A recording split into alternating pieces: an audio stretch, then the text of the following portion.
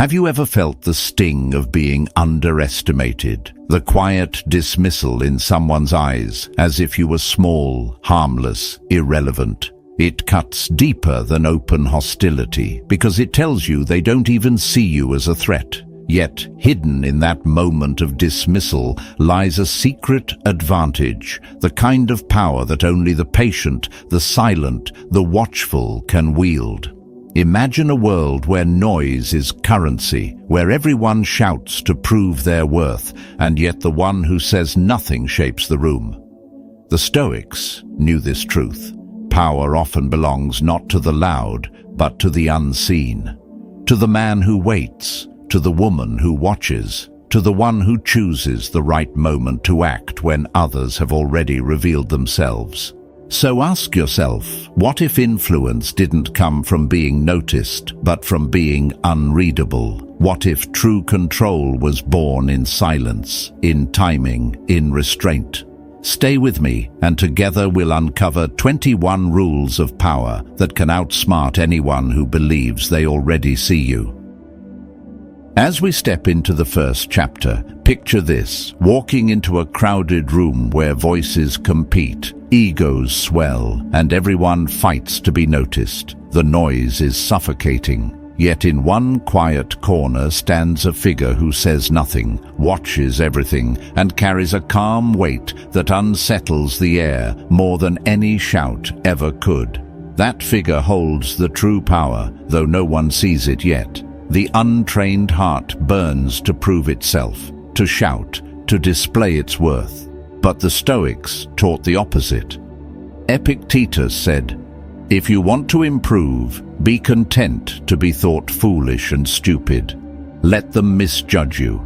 Let them place you beneath their notice. In their pride, they reveal their weaknesses. In your restraint, you gather strength." Think of the soldier who waits until nightfall. He does not charge when the field is lit and noisy. He advances when silence hides him, when arrogance blinds his enemy. The same is true in life. Do not waste energy proving yourself in every arena. Hold back. Observe. When the right moment comes, one word, one action, cuts deeper than all their noise combined. Restraint is not weakness, it is a weapon. To be underestimated is not shame, but shield. It is the cloak under which true strength grows unseen. And when the curtain lifts, you strike not with desperation, but with inevitability. This is how you step into power quietly and leave others wondering when they lost it. From here, we move into the second lesson, where the mask of charm becomes sharper than the blade of truth. Moving into the second chapter, picture a hall lit with polished smiles and smooth words, where truth drowns beneath applause. You've felt it before, how charm bends the room, while honesty sits in silence. It unsettles, yet it teaches. Now imagine someone who doesn't rush to prove integrity or parade virtue. Instead, he allows others to see what they wish, holding his true self close. Marcus Aurelius reminded us, the opinion of 10,000 men is of no value if none of them know anything about the subject. Why waste strength correcting every perception? Men rarely see what is, they see what appears. The Stoic knows this and chooses wisely. Think of a lantern half covered. From afar, it seems only a soft glow. But within burns a flame hotter than anyone expects. So too with presence. Words can soothe while the will remains steel. A smile can disarm while the spirit stays untouchable. Those who reveal too much lose command. Those who shape what is seen guide the flow of events. Charm, then, is not falsehood when tempered with discipline. It is control without noise, influence without surrender. Let them crown you the hero. Let them believe they know you. And when the curtain falls, you remain the unseen author of the ending. From here, we step into the realm where mystery itself becomes a fortress. Advancing to the third chapter, Picture a fire flickering in a dark room, sometimes bright, sometimes faint, never steady enough to be measured. That is the kind of presence that unsettles those around you. They cannot pin you down, and so they spend their nights trying. Now, imagine the weight of being unreadable. One day you offer warmth, the next you are distant. Sometimes your words cut like a blade, sometimes you let silence do the work. Not because you are uncertain, but because they are.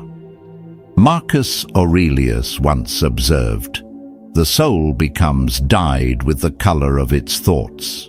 When you withhold clarity, their own thoughts turn in circles, painting you in shades they cannot name.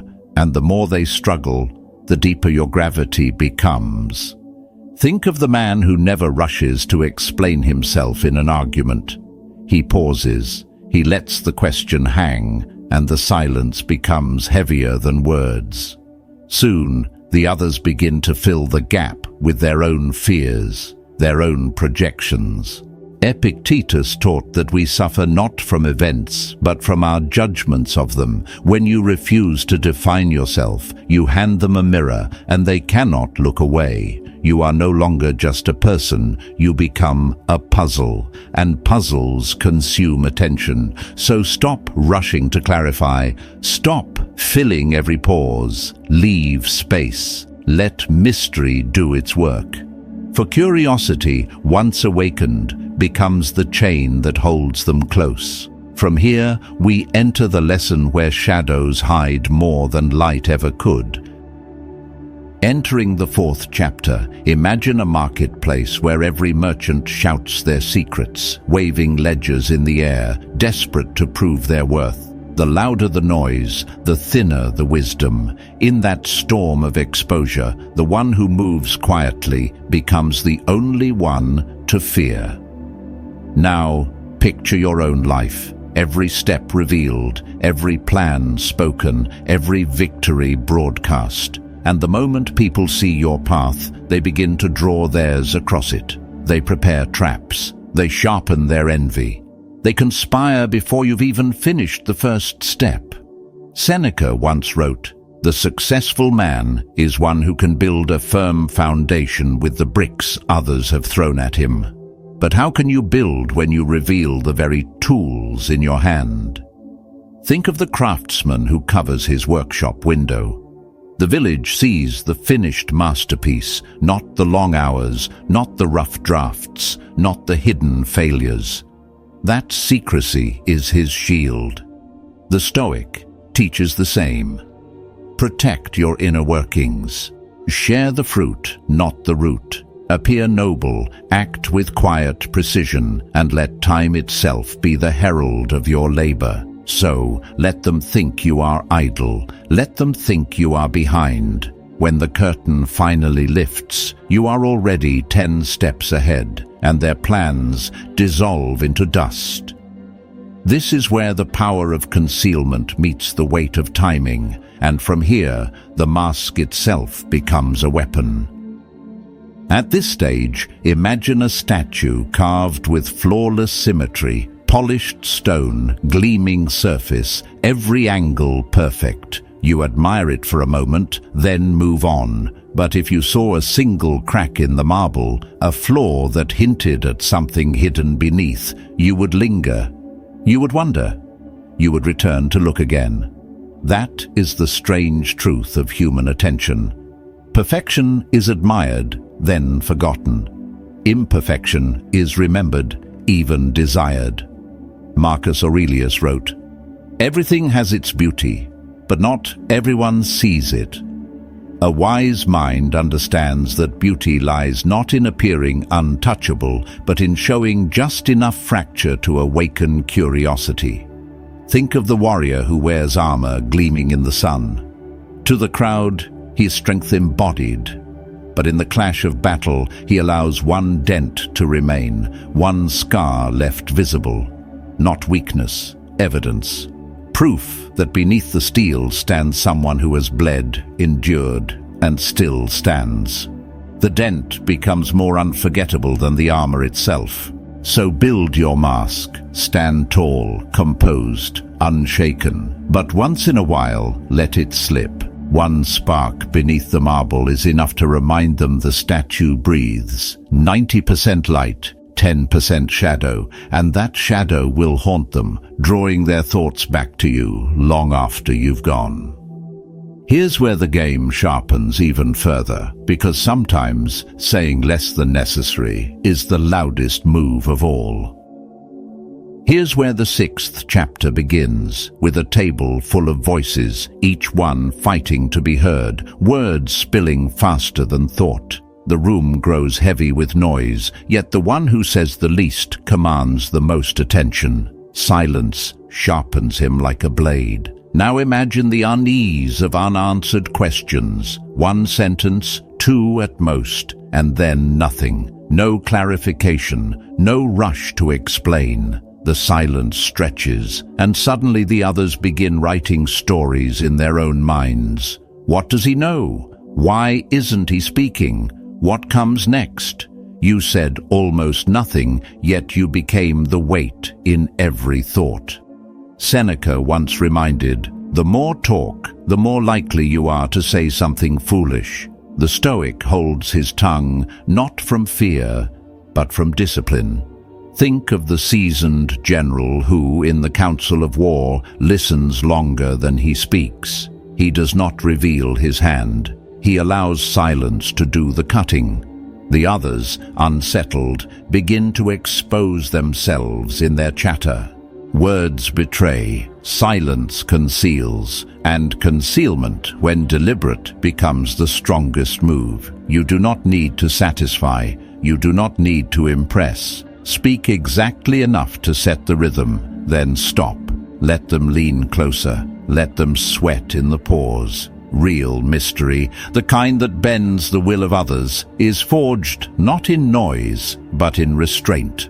From here, we advance to the 7th lesson, where even the line between ally and enemy can be blurred at will. Advancing to the 7th chapter, imagine a banquet table where enemies laugh together, rivals clink glasses, and every smile hides a blade. The surface is warm, but beneath it, the ground is shifting. No one truly knows where anyone stands, and that is the most dangerous ground of all. Now ask yourself, what happens when people can't decide if you are a friend or a threat? They grow careless. They lower their guard. They fall asleep. And as Seneca once warned, the greatest remedy for anger is delay. The Stoic knows that striking too soon breeds resistance, but moving when the other side has grown certain of their safety, that is decisive.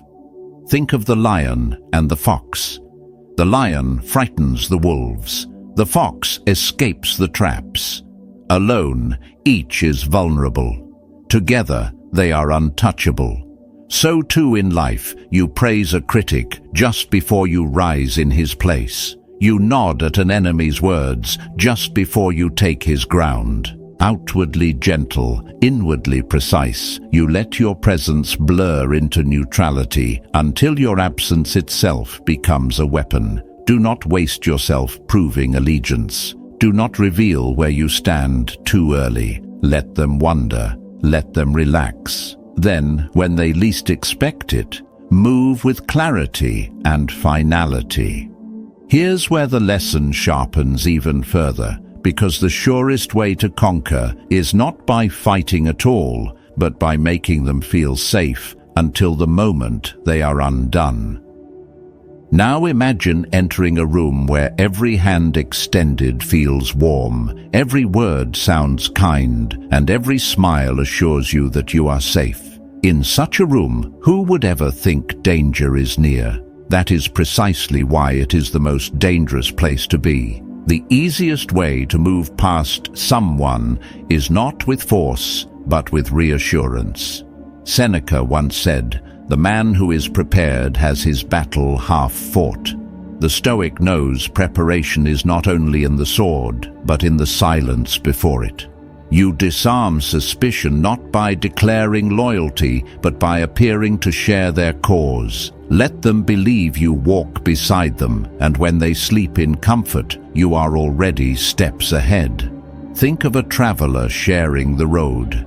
He nods, matches your stride, praises your direction, even lets you lead. But at the fork, when trust is fullest, he veers away and claims the path you never thought could be taken. By the time you realize, he is gone, and the ground is already his.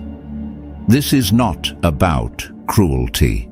It is about clarity. The Stoic does not promise what he cannot keep, nor reveal his hand too soon. He tells enough to soothe, shows enough to calm, then acts with precision when the moment ripens. From here, we step into the 9th lesson, where power is not gained by threat, but by making others lean on you until your absence itself becomes the strike. From here, step into the 9th chapter and picture a man reaching out his hand just as you stumble. He steadies you, lifts you, and walks beside you until you forget how to stand without him. Then, one day, without warning, the hand is gone, and you collapse under the weight of your own need. That absence cuts deeper than any blade. The Stoics knew the trap of comfort. Marcus Aurelius warned, "It is not death that a man should fear, but he should fear never beginning to live." Dependence is a slow death of the will. For once you rely on what is not yours, your strength begins to wither. The wise man does not threaten to rule others. He serves them in ways no one else can. He becomes their teacher, their shield, their quiet stability. And when that presence vanishes, the void speaks louder than words ever could. Think of the builder who supports a crumbling arch with a hidden beam. The villagers believe the arch stands by its own strength. But when he pulls the beam away, the stones fall, and they finally realize who carried the weight all along. So make yourself the unseen support, the irreplaceable presence. Give freely, never boasting, never demanding. Then, when you step away, their hearts will reveal the truth, that they needed you far more than they dared admit. At this stage, the lesson sharpens, because even favors themselves can be forged into chains. Entering the 10th chapter, imagine someone handing you a cup of water in the desert. You drink deeply, grateful, relieved. But long after your thirst is gone, you remember that moment. You remember the hand that gave, and in some quiet way, you remain bound to it. This is the hidden weight of favors. Most give to be liked. The Stoic gives with clarity, knowing that every act plants a seed. Marcus Aurelius once wrote, "When you have done a good act, and another has received it, why do you still look for a third thing, credit for being good or a return of favor? The wise do not cling to the deed, but they understand the gravity it leaves in others. A favor lingers, it unsettles, it reshapes pride into debt." Think of the farmer who lends his neighbor seed. He does not demand payment, he waits. And as the crops grow, so does the quiet reminder that without that gift, there would be no harvest. So too in life, offer solutions no one else will. Step back, let the silence work. They will repay not because you asked, but because the weight becomes unbearable. Favors, when used with patience, turn into invisible chains. Each unspoken debt grows heavier until loyalty itself bends under the strain. Here's where the lesson turns darker. Because once loyalty is tied to compromise, betrayal becomes the strongest bond of all. If you see the truth in this, comment favor and stay close for what comes next. Don't forget to subscribe so you never miss the deeper laws of power. Advancing to the 11th chapter, picture a doorway left just slightly open. No invitation, no command, only space. And through that narrow gap, Someone steps of their own will, not realizing they've just bound themselves to you. Now think of how often men guard their pride more fiercely than their lives. They resist orders, they despise demands, yet they will betray their own standards to gain approval, to feel chosen, to appear closer to your fire. Marcus Aurelius once wrote, "The soul becomes dyed with the color of its thoughts, and when a man stains himself in your direction, the mark never fully fades. He is tied to you not by admiration, but by the weight of his own choice." Consider the soldier who whispers a secret to his commander, breaking a vow of silence to earn trust. From that moment, his loyalty is not freely given, it is entangled. Or the colleague who mocks another in your presence, believing it pleases you. He has compromised, and the compromise binds him more surely than any oath. People protect what they have already surrendered for. The Stoic does not beg for allegiance, nor chase affection. He knows that when others invest their honor in him, they dare not abandon him without betraying themselves. Loyalty built on admiration is fragile. Loyalty built on entanglement is unbreakable. Here's where the path turns sharper still, because the same hand that gathers allies can also fracture entire alliances from within. Entering the 12th chapter, imagine a fortress with walls so high it seems untouchable. No army dares to charge, no siege can break it. Yet inside, one whisper is enough to turn soldier against soldier. The walls remain, but the unity crumbles. That is how power truly collapses, from within. Now picture a circle of friends or allies bound together by trust. You don't strike the circle, you sit among them. You ask small questions, plant quiet doubts. Did you notice he never defends you? Or, I heard she spoke differently when you weren't there. Nothing sharp, nothing direct, just seeds. And suspicion, once planted, grows like ivy through stone. Seneca once said, "A kingdom founded on injustice never lasts. Even the strongest bond falters when doubt becomes its foundation." Think of a river carving through rock, not with one blow, but with patient erosion. A word here, a glance there, until the current of mistrust does the work for you.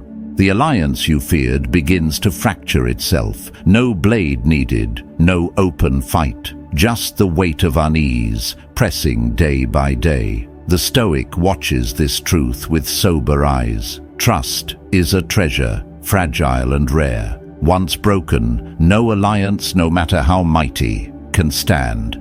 Here's where the lesson turns colder still, because once you learn to fracture groups, the next power lies in reflecting back the deepest fears of individuals themselves.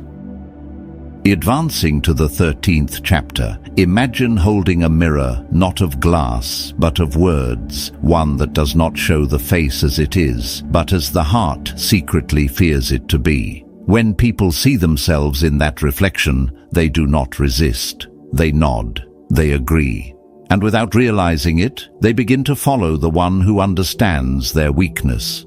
Now think of the man praised for bravery, but only for someone unused to attention, or the woman told she is doing well, even if her confidence does not always show. These words are soft, almost kind, yet they pierce deeper than insult. Why?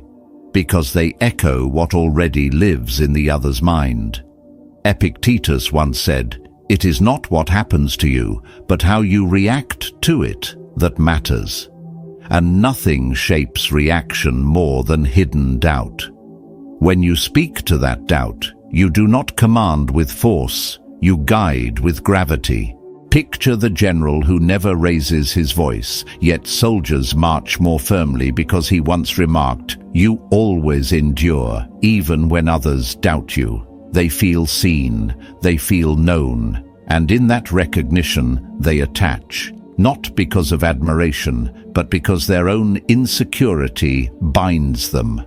Fear locks doors, threats raise walls. but insecurity opens the gate from the inside, and once you step through, you become the voice they trust above all others. Here's where the path turns sharper still, because the strongest rulers never stain their own hands. They let others do the cutting for them. Entering the 14th chapter, picture a hand guiding the blade but never holding it. The strike is made, the blood spills, yet the hand remains clean. This is how power endures, not by being the executioner, but by being the one who stands untouched when the dust settles.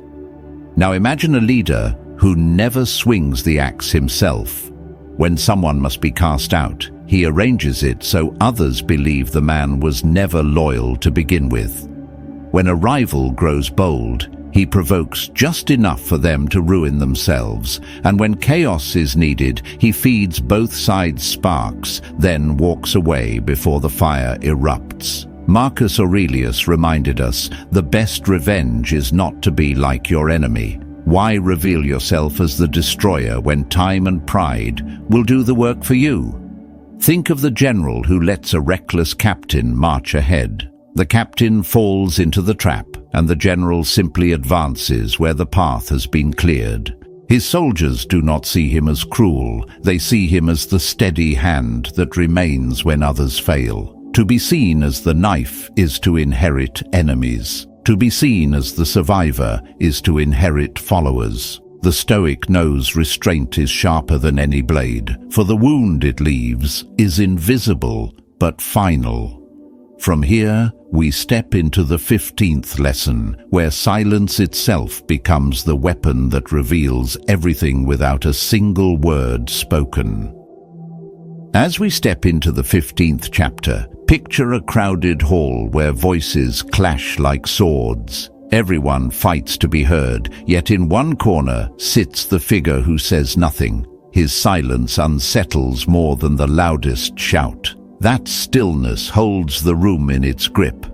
Now imagine being insulted and giving no reply.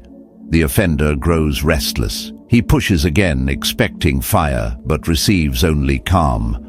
Or picture being asked for your opinion. You smile, say nothing, and let them talk themselves into exposure.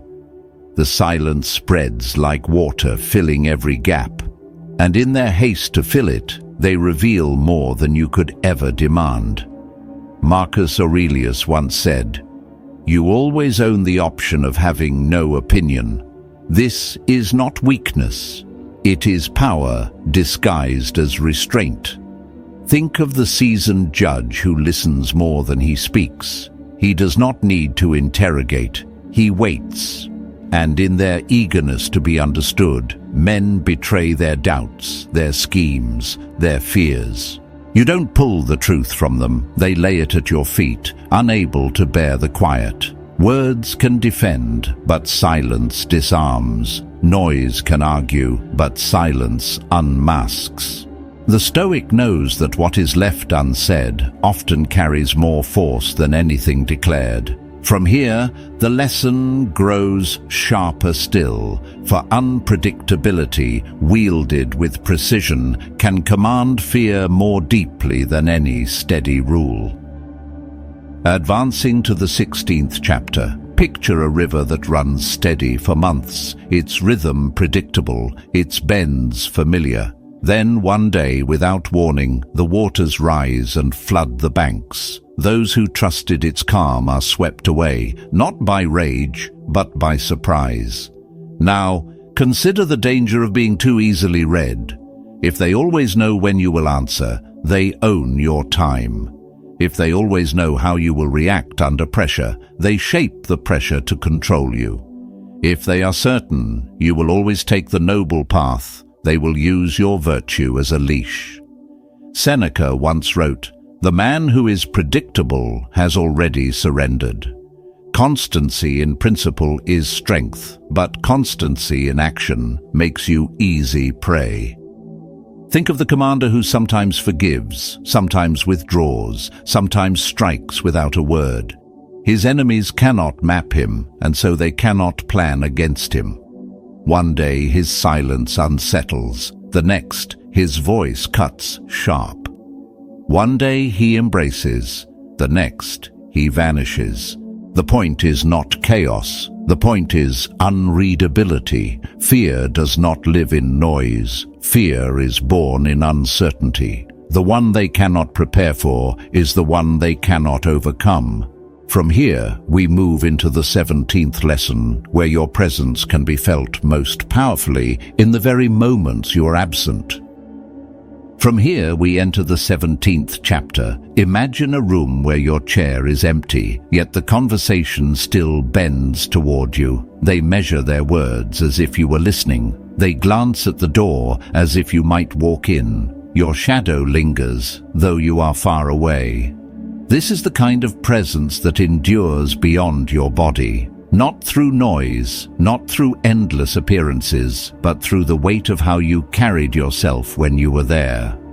Marcus Aurelius once said, "Waste no more time arguing what a good man should be. Be one." When you have lived with steadiness, discipline, and precision, you do not need to remain in the room. Your example becomes the standard, carved in their minds. Think of a craftsman whose work is so exact that every apprentice, even in his absence, feels his hand guiding theirs. Or the mentor whose one correction echoes long after he has gone, shaping choices silently. In this way, absence itself becomes a form of command. You are no longer a person among them, you are the measure by which they judge all others. The Stoic leaves no need for recognition. His presence is carved into memory, even in absence. This is where the lesson deepens, because fear spoken aloud fades, but fear unspoken, born from imagination, can govern without limit. Entering the 18th chapter, imagine standing face to face with an enemy who waits for your threat. They brace for it. They gather strength to resist it. But instead of words, you give them silence. You walk away, and suddenly they are left with the weight of their own imagination. That silence cuts deeper than any declaration. Threats invite defiance, but uncertainty breeds fear. Marcus Aurelius reminded us, the soul becomes dyed with the color of its thoughts. Let them dye their own soul in dread, not from what you said, but from what they think you might do. When someone lies, do not accuse them. Simply pause. Let the pause stretch until their own unease cracks them open. When someone seeks to provoke you, do not fire back. Make one quiet move, then disappear. The stillness will torment them more than any rage. Think of the warrior who draws his sword but does not swing. His opponent trembles not because of the strike, but because of the question, when will it fall? Will it fall at all? The mind breaks long before the body is touched. The Stoic knows that power is not in the threat spoken aloud, but in the strength withheld. Fear born of words fades quickly. Fear born of silence festers and multiplies. From here, the next lesson waits, where patience itself sharpens revenge into something unforgettable. Advancing to the 19th chapter, imagine a man struck by insult, yet his face shows no change. No anger, no reply, only calm. Days pass, then months. His enemy grows bold, thinking the wound forgotten. But patience has its own edge, sharper than haste. The Stoics knew this well. Seneca warned, "He who is quick to punish often punishes more than he should." Anger demands immediacy. Wisdom waits. For when you strike in rage, you let another dictate your timing. But when you hold your hand, you reclaim the tempo. You study. You watch. You let them grow careless. Let them believe they have escaped the cost of their act. And then, when their guard is lowest, you act, clean, absolute, beyond recovery. Think of the farmer who stores the bitter harvest, letting it ferment. If eaten early, it spoils the stomach. but left to season, it becomes something far stronger, unforgettable in taste. So too with retaliation. Immediate response may sting, but delayed reckoning breaks the spirit. They cannot rest. Victories sour. Sleep becomes unrest. Every silence reminds them of the blow yet to come. The Stoic does not strike from wrath, but from order. He inflicts once, decisively, then moves on. For punishment without timing is noise, but punishment with patience is final. From here, the lesson deepens further, because the greatest power is not to be a man at all, but to become a system they cannot escape. At this stage, imagine a tree so vast its roots run beneath the entire village. Cut one branch, and the tree still feeds the soil. Burn the trunk, and shoots rise from underground. To strike the tree is to strike the ground itself, and the ground cannot be removed. That is what it means to become more than a man. The Stoics understood this. Marcus Aurelius reminded himself, "What is not good for the beehive cannot be good for the bee." Strength is fragile if it rests only on one figure. But when you embed yourself in the very order of things, you outlive envy, outlast attack, and remain present even in absence. Think of the teacher who does not just give answers, but trains his students to think in his rhythm. Long after he is gone, his voice echoes in their decisions. Or the builder who designs an aqueduct so essential that the city cannot drink without it. They may forget his name, but they cannot escape his work. That is not influence. It is permanence. So stop seeking to be liked. Stop clinging to reputation as a man alone. Become a structure, a pattern, a standard by which others unconsciously measure their steps. When you are no longer there, the system still speaks with your voice. Here's where the journey nears its summit. When even your name itself becomes something they fear to speak aloud. Entering the 21st chapter, imagine a gathering where a single name hovers unspoken. People shift in their seats, lower their voices, and glance around before hinting at it. They do not say it aloud, for even the sound carries too much weight. That silence speaks more than recognition ever could. This is the final form of presence, not applause, not fame, but haunting. Marcus Aurelius wrote, "What dies does not vanish into nothingness, but lingers in change and memory. True power lingers. It does not trend for a day, it shapes the air in every room. You are not quoted, you are implied. You are not mentioned, you are remembered in caution." Think of the warrior whose past strike was so precise that years later men still say, "You know what happened last time." No detail, no explanation, just the shadow of consequence. The fear lives not in what is spoken, but in what is left unsaid. In that way, your very absence becomes command. You do not argue, you alter the atmosphere. You do not need to silence others. They silence themselves when your name hovers too close to their lips. And this is the summit of the path, when you no longer chase recognition, because the echo of your presence governs without a sound. From here, the journey closes, not with noise, but with the stillness of a legacy that cannot be erased. True power is silent presence, shaping destiny without noise. Comment, silent power. Subscribe for wisdom and carry this strength into the next lesson.